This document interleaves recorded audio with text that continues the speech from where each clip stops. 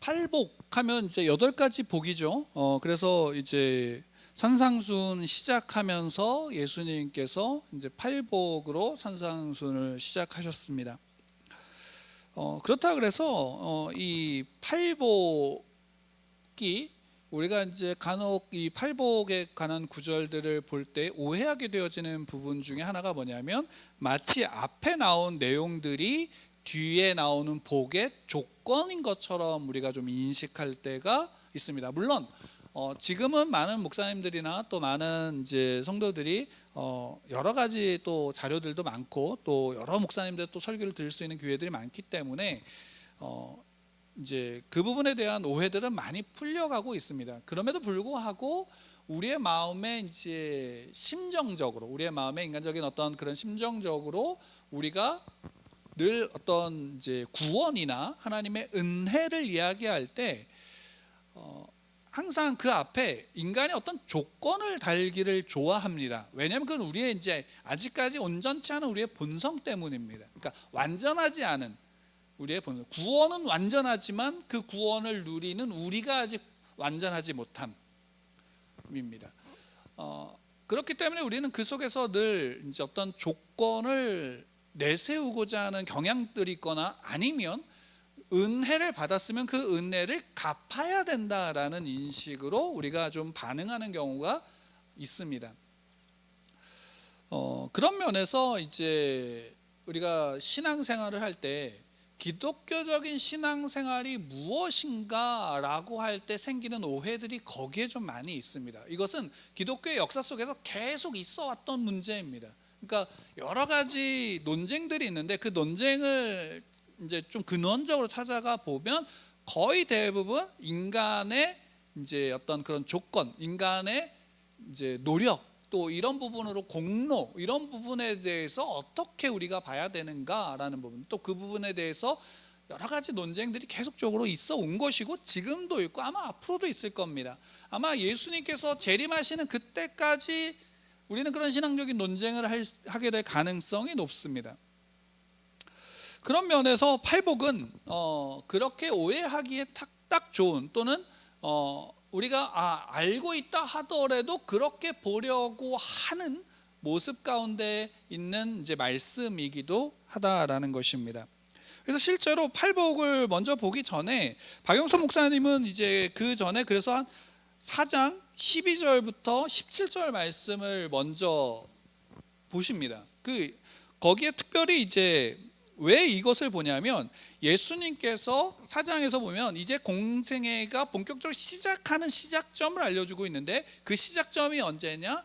요한이 잡혔다는 소식을 듣고서 예수님이 시작하시는데, 그 마태는 그 부분에 대해서 이제 요한이 잡히고 시작하시는 예수님의 사역에 대해서 그것이 이 선지자 이사야의 예언의 성취라고 하면서 이사야서를 이제 가지고 옵니다. 그래서 15절 16절에 이렇게 이사야서를 인용하죠. 같이 한번 4장 15절 16절 함께 읽겠습니다. 시작. 스불론 땅과 납달리 땅과 요단강 저편 해변 길과 이방의 갈릴리여, 흑암에 앉은 백성이 큰 빛을 보았고 사망의 땅과 그늘에 앉은 자들에게 빛이 비추었도다 하였느니라. 그러니까 여기에서 왜 그럼 이것을 가지고 산상순을 시작하는가라고 할 때, 여기에서 큰 빛이 보았고 큰 빛이 비추었다라는 것입니다. 근데 여기에서의 빛이 비추어졌을 때 이 빛이 비추어지는 것은 소위 말한다면 어둠에 있는 사람들의 어떠한 조건과 공로로서 비추어진 것이 아니라 빛은 그냥 비추어진 겁니다. 그러니까 우리가 은혜를 받았다라는 것은 하나님께서 우리에게 구원을 은혜로 주신 겁니다. 거기에는 어떤 조건과 어떤 이유가 없습니다. 단 하나의 이유가 있다면 하나님이 사랑하시기 때문입니다. 그리고 그 하나님의 사랑을 예수 그리스도가 하나님의 뜻 가운데서 성취하신 것입니다. 그렇게 우리는 그 구원을 은혜로 받았다라고 우리는 늘 고백합니다. 그것이 선지자 이사야 속에서, 이사야의 그 예언 속에서 어떻게 되냐? 비추어졌다라는 것입니다. 빛이 비추어졌다. 근데 우리가 요한복음을 알죠. 요한복음 1장에서는 빛이 비추었으되 사람들은 빛보다 어둠을 더 사랑했다라는 것입니다. 그러니까 인간들의, 죄된 인간들의 본성, 그 죄의 본성은 어떻게 하는가? 빛 가운데 나오는 것이 아니라 빛 가운데 나오지 않고 어둠을 더 사랑하고 어둠 가운데 숨는 자들이 또 그렇게 된 것이 이유가 죄 때문이다라는 것이죠. 근데 그럼 그 어둠 속에 숨어 있는 자들, 어둠 속에 숨는 자들에게 그 가운데서 그 죄인에게 빛을 비추신 것은 오로지 온전히 누구의 일인가? 하나님의 일이시고 예수 그리스도의 일이시며 성령 하나님의 일이시다라는 것이에요. 그러니까 그 은혜다라는 것입니다. 그 은혜가 전제가 되기 때문에 팔복에서 그 내용들을 우리가 그 안에서 좀 살펴봐야지만 이 팔복을 우리가 제대로 이해할 수 있다라는 것입니다. 그러니까 우리가 3절을 읽었지만 심령이 가난한 자는 복이 있다라는 것입니다. 그러니까 심령이 가난하기 때문에 복이 있는 것이 아니다라는 거죠.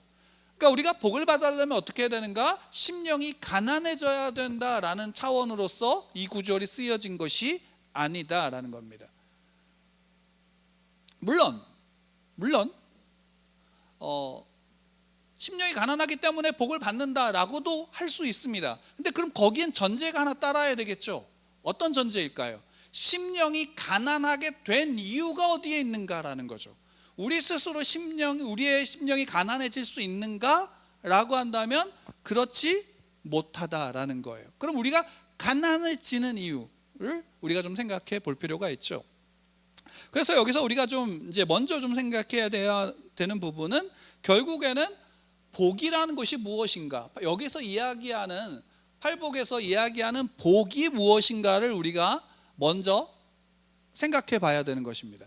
성경에서는, 적어도 성경에서는 가장 큰 복은 무엇인가 라고 할 때 복의, 그러니까 뭐 이것은 제대로 된 표현이 아닐 수 있지만 어쨌든 복의 등급을 나눈다고 할 때 가장 최상위의 복은 뭡니까? 하나님이죠. 그러니까 하나님을 믿는 것, 그 하나님이 함께 하시는 것이 가장 최상의 복입니다. 그 밑에 그 모든, 그 다음 단계 등급에 있는 모든 복은 다 이 복에 미칠까요? 미치지 못할까요? 미치지 못하는 거예요. 그리고 하나님의 복을 가진 자, 하나님의 택하심으로 복을 받은 하나님의 백성들은 결국 그 모든 삶의 그 밑에 있는, 그 하위에 있는 모든 복들은 누구로 말미암아 얻은 복이에요? 하나님으로 말미암아 얻은 복이에요. 그러니까 이 복이 없으면, 하나님의 복이 없으면 그 모든 밑에 하위 복은 어떻게 되는 거예요? 건강이든 물질이든 또는 지위든 권력이든 명예든 어떤 소유든 어떤 인간의 관계든 그 하나님의 관계가 없으면 그 모든 하위의 모든 복들은 뭐가 되는가? 그것은 오히려 저주가 되어진다라는 것이 성경이 우리에게 말씀해 주고 있는 복인 거예요. 그러니까 구약에서는 늘 성도, 그 하나님의 백성들에게 요구하는 게 무엇이냐면 너희가 잘 살려면, 너희가 장수하려면, 너희가 부유하게 되어지려면 항상 그 앞에 따라오는 게 뭐냐면 주의 말씀, 언약을 어떻게 하라고? 계명을 지켜 행하라라는 것이 따라오는 거예요. 그럼 지켜 행하면 이것이 주어진다로서 정의되어지는 게 아니라 하나님이 이미 누구를 택하셨어요? 이스라엘을 택하셔서 그들 하나님의 자녀로, 백성으로 삼으셨기 때문에 그들은 하나님의 법이 그들에게 주어진 거예요. 그러니까 하나님의 율법이 그들에게 주어진 거죠. 그것을 먼저 이해해. 그러니까 하나님이 먼저 오셔서 그들과 함께 하심으로 그들 가운데 하나님의 복이 임했다. 그리고 그 복이 임한 증거가 무엇인가? 하나님의 법이다라는 것이죠. 이게 구약에서의 이야기예요. 그리고 이 팔복도 그 안에 있습니다. 빛이 비추어진 자들이 그 속에서 무엇을 보는가? 복을 볼 수 있는 거예요. 복을 볼 수 있는 거예요. 그러면 여기에서 그러면 이거죠. 심령이 가난한 자가 복이 있다라고 시작하고 있어요. 그럼 여기서 우리가 이제 먼저 전제해야 될 것이 좀 있습니다. 여기서 그럼 심령이 뭘까요? 심령. 영어로 얘기하면 스피릿이라고 하는데 우리가 그냥 우리식으로 번역한다면 영이라고 할 수 있죠. 영 또는 영혼입니다. 그러면 여기에서의 그 심령, 영이 가난하다라는 것은 우리의 영혼이, 영적인 부분이 가난해진다라는 측면만 가리키는 것이 아닙니다. 여기에서의 심령, 영은 어떤 것을 뜻하냐면 인간이 가진 본질을 이야기하는 겁니다. 그러니까 소위 말한다면 인간 그 자체를 이야기하는 거예요. 몸과 영혼을 모두 가진 인간 그 자체를 뜻하는 부분입니다. 왜? 그렇게 해야지 우리가 이 본문을, 그 영적인 부분을 온전히 바라볼 수 있고 또 해석할 수 있고 또 그것을 통해서 우리의 삶을 살아갈 수 있기 때문입니다. 자, 그걸 전제하고 그럼 여기에서 우리가 한 가지 질문해야 되는 게 뭐냐면 가난이 무엇이냐라는 거죠. 여기에서 쓰인 이 단어 속에서 가난은 어떤 의미를 갖고 있는가라는 부분입니다. 먼저는 우리가 가난을 생각할 때 우리의 이제 소위 말하는 일반적인 가난을 생각할 수 있겠죠. 일반적인 가난. 그러니까 소위 말하는 돈이 없으면 가난하다라는 부분으로 우리가 생각할 수 있어요. 그러나 단지 이것이 가난, 그러니까 돈이 없는 것에 대한 가난만 뜻할까라고 한다면 그것은 아닐 겁니다. 왜냐하면 이때 당시에 가난은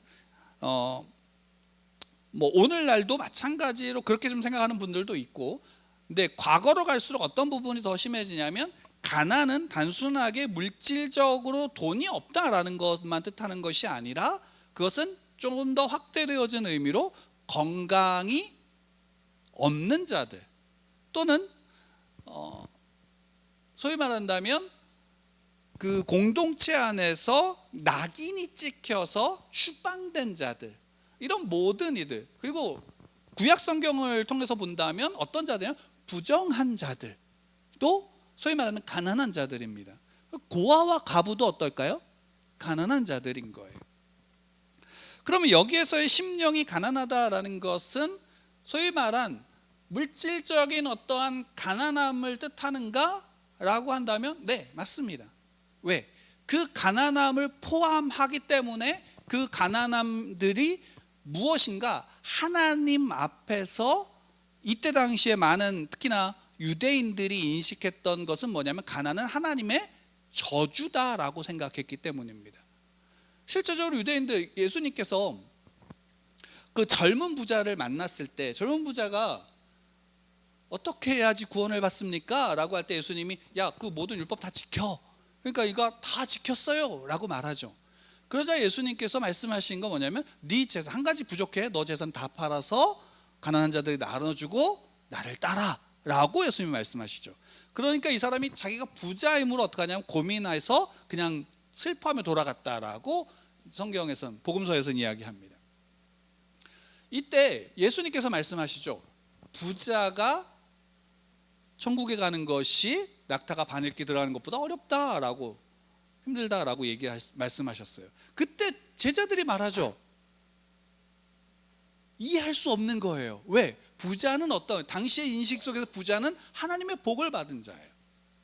그럼 저는 하나님의 복을 받아서 부자가 됐는데 그럼 저가 구원을 받지 못하면 가난한 자들은 구원받을 수 있다 없다?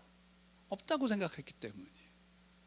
그러니까 이런 인식 속에서 단순히 여기서 심령이 가난한 자는 물질적인 부분도 포함이 되어져 있습니다.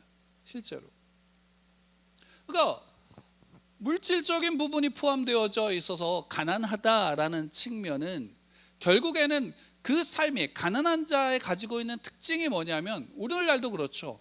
오늘날도 우리가 이전에 비하면 제가 어렸을 때만 비교해도 그때와 지금은 우리가 살아가는 수준이 천양지차입니다. 그러니까 소위 말해 지금의 수준으로 제가 어렸을 때로 가면 어렸을 때의 인식 속에서 이야 대단한 부자다라고 아마 할 거예요. 솔직히 말하면. 근데 지금에 살아가는 오늘날 많은 젊은이들이나 절 포함해서 많은 사람들은 자기가 부자다라는 인식 속에 살아갑니까? 아니면 나는 가난하다라는 인식 속에 살아갑니까? 대부분 가난하다라는 인식 속에 살아가죠. 그리고 그 이유가 뭐냐면 남들보다 가지지 못한 것, 남들보다 누리지 못한 것 속의 비교 속에서 자기를 비참하게 여깁니다. 그러니까 이 가난함은 뭐냐면 그 사람을 옥죄는 거예요. 할 수 없게 만들고 자유가 아닌 억압 속에서 스스로가 살아갈 수 있도록 만들어버리는 것이 뭐냐면 가난이다라는 측면인 겁니다. 그러니까 가난한 자들은 자기가 가난하다고 생각하고 가난함 가운데 있는 사람들은, 물질적인 가난함 가운데 있는 사람들은 그들이 생각하는 복은 뭘까요? 그 가난에서 벗어나는 것이 복입니다. 병자들의 복은 뭘까요? 병이 낫는 것이 복입니다. 지위가 낮은 자들의 복은 뭐냐면 권력을 갖는 겁니다. 이것이 복이다라는 거죠. 그럼 그 복 속에는 하나님이 있어요, 없어요? 하나님이 없는 거예요. 근데 문제는 뭐냐면 그것을 하나님을 믿는다라고 하는 그리스도인들도 그러하다라는 것이죠. 내가 가난하다, 그러니까 내가 이 가난 속에서 벗어나기 위해서 누구를 믿는가? 하나님을 믿는다라고 한다면 그것은 하나님을 향한 믿음일까요? 우상을 향한 믿음일까요? 우리는 이 부분에서 분명히 해야 하는 것입니다. 우리가 가난을 받아볼 때 사도 바울이 분명하게 이야기하는 게 뭐냐면 내가 가난에 처할 줄도 안다라는 거죠. 내가 가난에 처할 줄 안다라는 것은, 그리고 또 그 가운데 하나의 또 고백은 뭐냐면 내가 자족한다라고 말합니다. 그 이유가 뭘까요? 그리스도인들은 자족하는 거예요.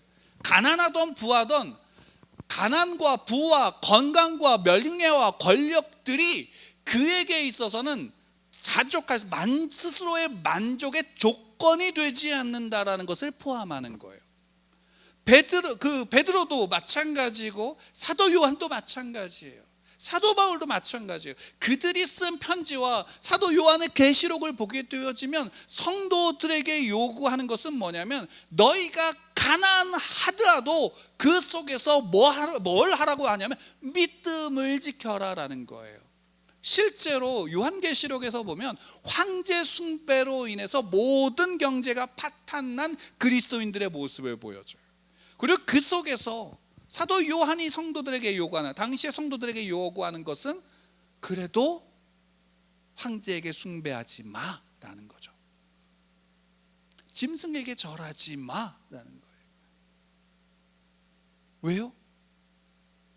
그거 절 한번 하면, 그래 내가 눈 딱 감고 고개 한번 숙이면 이 문제가 해결될 수 있는데,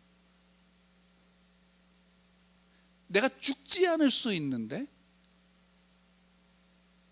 그 한 번을 사도 요한은 뭐라고 얘기하냐면 하지 마라고 얘기하죠.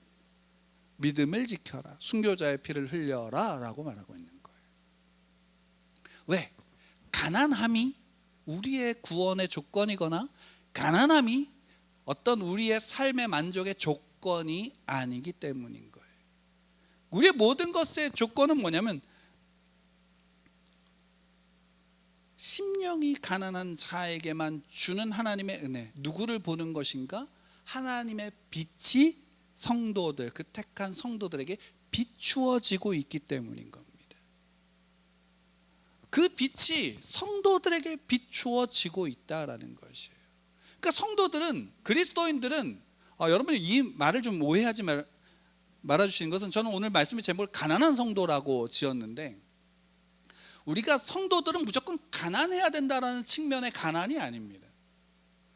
우리가 성도들이 가난하다라는 것은, 세상이 볼 때의 가난함은 하나님 앞에서의 가난함입니다. 왜? 이 모든 것이 누구의 손에 있는가? 하나님의 손에 있음을 인정하는 것입니다. 우리의 복이 어디에 있는가? 그럼 가난이 해결되어지면 우리는 복을 받았는가? 라고 되돌아봐야 되는 것입니다. 실제로 그래서 심령이 가난한 자는 복이 있나니 천국이 그들의 것이미요 라고 할 때, 이 가난은 물질이 아니다, 아니요, 물질도 포함되어져 있는 겁니다.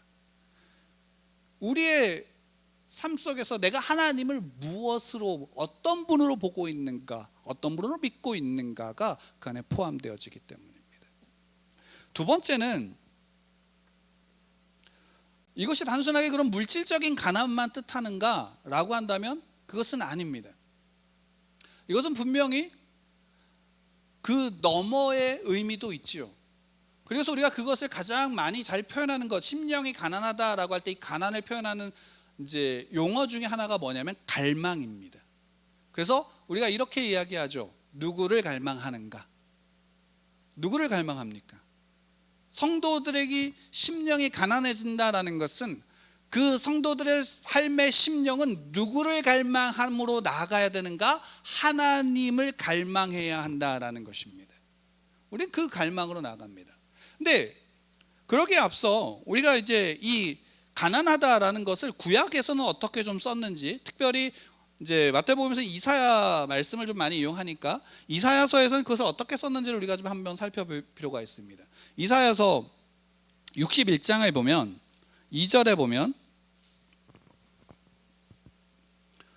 이렇게 되어져 있습니다. 이사야서 61장 2절입니다. 제가 읽어드리겠습니다. 여호와의 은혜의 해와 죄송합니다. 1절입니다. 제가 1절부터 읽어드리겠습니다. 주 여호와의 영이 내게 내리셨으니 이는 여호와께서 내게 기름을 부으사 가난한 자에게 아름다운 소식을 전하게 하려 하심이라. 나를 보내사 마음이 상한 자를 고치며 포로된 자에게 자유를, 갇힌 자에게 노임을 선포하며 여호와의 은혜의 해와 우리 하나님의 보복의 날을 선포하며 모든 슬픈 자를 위로하되 무릇 시온에서 슬퍼하는 자에게 화관을 주어 죄를 대신하여 기쁨의 기쁨으로 그 슬픔을 대신하여 찬송의 옷으로 그 근심을 대신하시고 그들의 의의 나무 곧 여호와께서 심으신 그 영광을 나타낼 자라 일컬음을 받게 하려 하심이라. 여기에서 1절에서 가난한 자에게 아름다운 소식을 전하게 하려 하심이다 라고 하죠. 이 구절은 뭐냐면 이스라엘의 구원입니다. 그들이 이전에 하나님을 대적했고 하나님은 그들을 향한 심판을 말씀하셨는데 이제 하나님께서 그들을 구원하시는 겁니다. 근데 구원하시는데 그 구원의 내용이 2절입니다. 은혜의 해와 우리 하나님의 보복의 날을 선포하는 겁니다. 하나님의 백성들이 하나님을 대적해서 심판을 받았습니다. 그리고 그것을 이방이 침입해서 그들을 괴롭게 했습니다. 그리고 그들은 이스라엘을, 하나님의 백성을 괴롭게 한 것을 넘어서 하나님을 모독했죠. 그러니까 하나님이 그것에 대해서 분명하게 다시금 선언하신 것, 그 하나님의 백성을 구원할 거다, 믿음을 지킨 그 하나님의 백성들을 구원할 거다. 근데 그 하나님의 백성들을 대적했던, 하나님을 대적했던 자들에게 어떻게 하는가? 하나님의 백성에겐 은혜의 해가 비칠 것이지만 그 대적했던 자들에겐 여호와의 보복의 날이 임할 것이다 라고 말씀하신 거죠. 근데 그 앞에 1절에서 가난한 자에게 아름다운 소식이다라는 거예요. 여기에서의 가난은 어떤 의미일까? 이들이 단순하게 물질적으로 가난한가? 그렇죠. 침략을 받았으니까 가난해지겠죠. 근데 이들의 가난함은 어디에 있는가? 단순하게 이스라엘이, 하나님의 백성이 하나님을 대적했기 때문에, 하나님을 떠났기 때문에 하나님이 그들을 돌이키게 하시려고 심판의 채찍을, 매를 드셨지만 그 매 가운데 쓰여졌던 이들이 그 백성들을 괴롭히고 하나님을 모독하니까 하나님이 그 속에서 하나님의 백성들을 구원합니다. 근데 그 가난한 자들은 어떤 이들인가 라고 할 때 이사야서에서 거기에서 구원받은 자들에 대해서 나오는 용어가 뭐냐면 남은 자 사상입니다. 남은 자들이죠. 남은 자들이 있다라는 것입니다. 남은 자들. 그리고 그 남은 자들은 그 이전에 하나님을 믿는다고 하면서 우상을 숭배하고 불을 축적하고 거짓을 행했던 그런 하나님의 백성들이라고 하는 이들이 하나님을 떠났을 때도 그들은 어떻게 했는가? 믿음을 지켰다라는 것이에요. 근데 여기에 이 가난하다라는 히브리어 단어가 어떤 것을 또 포함하냐면, 어떤 뜻이 또 내포되어져 있냐면 비참함입니다. 그들의 삶이 비참한 겁니다. 근데 실제로 하나님의 백성들이 가난했다고 비참해질까요? 그것이 아니라 그들의 삶, 그들이 하나님을 믿는다고 하면서 하나님을 대적하고 하나님을 믿지 않았던 그 모습 속에서 하나님의 백성들은 뭐냐면 비참함을 느끼는 겁니다. 즉 하나님이 떠나셨다라고 생각하는 것 자체가 그들에게 뭐냐면 비참하다라는 것입니다. 그 비참함 가운데 하나님 앞에 돌이키고자 몸부림쳤던 이들에게, 그 가난한 자들에게 뭐냐면 아름다운 소식이 들려지는데, 그 아름다운 소식이 뭡니까? 하나님의 은혜의 해가 비추어진다라는 것입니다. 그리고 그들에게, 그 가난한 자들에게 3절 마지막에 뭐라고 말씀하냐면 그들이 의의 나무 곧 여호와께서 심으신 영광을 나타낼 자라 일컬음을 받게 하려. 그러니까 그 가난한 자들이 어떤 하나님의 영광을 나타내는 자들이다라는 것입니다. 그러니까 여러분들 기독교인이고 제가 기독교인이고 성도고 그리스도인이라면 우리는 이 땅에서 내가 부요하다라는 것을 자랑하면 안 되는 것입니다. 우리는 늘 그 앞에서 어떻게 하냐면 하나님 앞에서 늘 하나님을 갈망하고 그 믿음 앞에서 가난한 자가 되어져야 되는 것입니다. 물질적으로 가난하다라는 측면을 넘어서는 것입니다. 이 땅에서 하나님으로 만족할 수 있는 자들이 그리스도인이다라는 것이고, 그들이 복을 받는데 그들의 복이 무엇입니까? 천국이 그들의 것이다라는 것이죠. 천국이 그들의 것이다라는 겁니다. 하나 더 볼까요? 64장입니다. 66장 이사야서 66장 2절 말씀입니다. 1절부터 제가 또 읽어드리겠습니다. 66장 1절 2절. 여호와께서 이와 같이 말씀하시되 하늘은 나의 보좌요 땅은 나의 발판이니 너희가 나를 위하여 무슨 집을 지으랴? 내가 안식할 처소가 어디랴? 나 여호와가 말하노라. 내 손이 모든 것을 지었으므로 그들이 생겼느니라. 무릇 마음이 가난하고 심령에 통회하며 내 말을 듣고 떠는 자 그 사람은 내가 돌보려니와.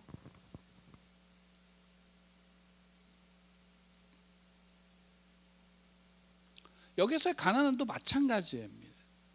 똑같이 비참함이라는 의미를 담고 있습니다.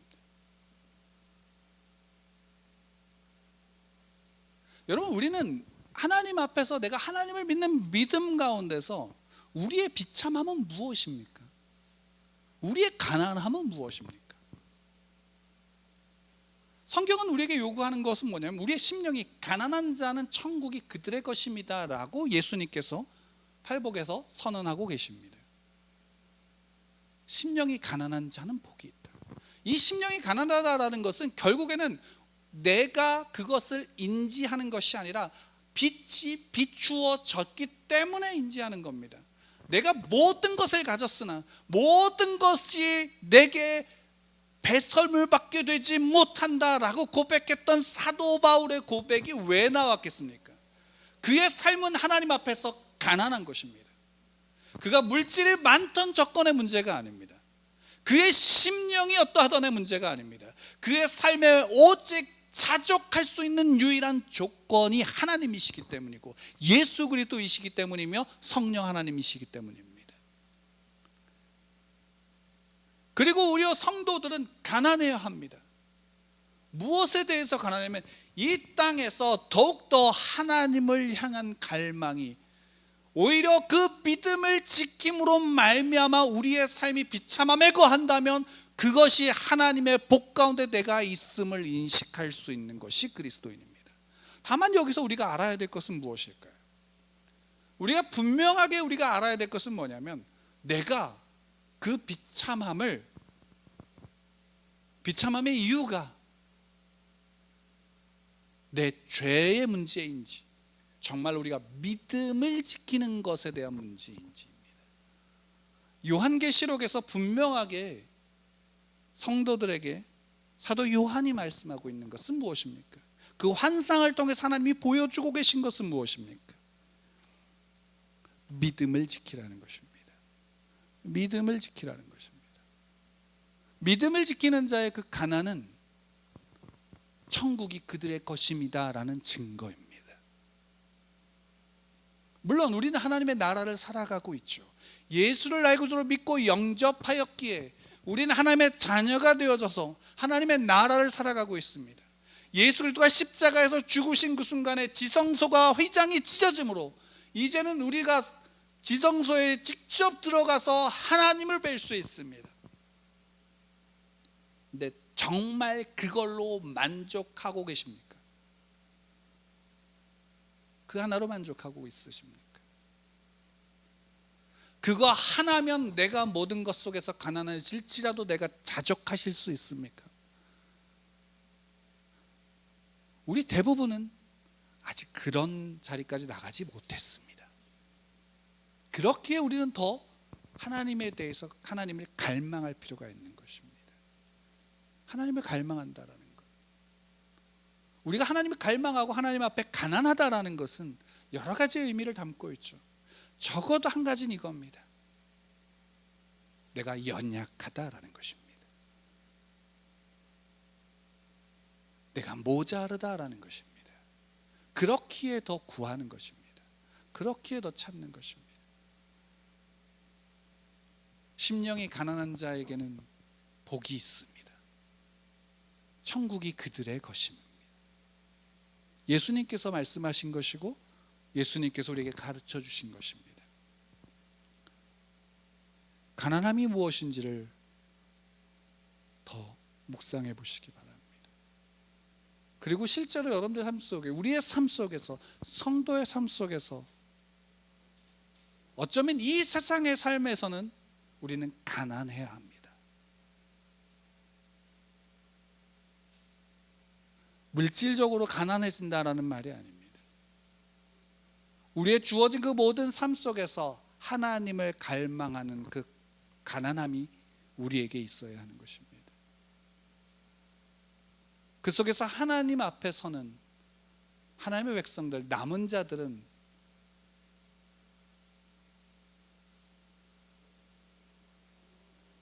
그 내 앞에 주어진 현실 속에서 비참함을 느낄 수 있어야 합니다. 하나님대로 나아가지 않는 같은 민족과 하나님의 백성이라고 하면서 하나님을 믿지 않는 그 이스라엘을 바라보면서 비참함으로 오히려 그 속에서 더욱더 하나님께 구하는, 엎드리는 이들이, 그 남은 자들이 가난한 성도들입니다.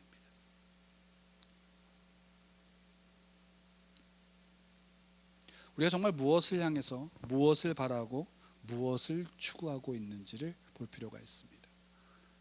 정말로 내 삶에서 내가 하나님을 나타내고 있습니까? 하나님을 나타내는 증거가 무엇입니까? 복음을 나타내는 증거가 무엇입니까?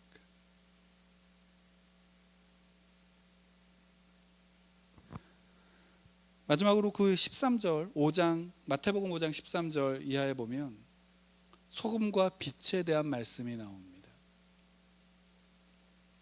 소금과 빛입니다.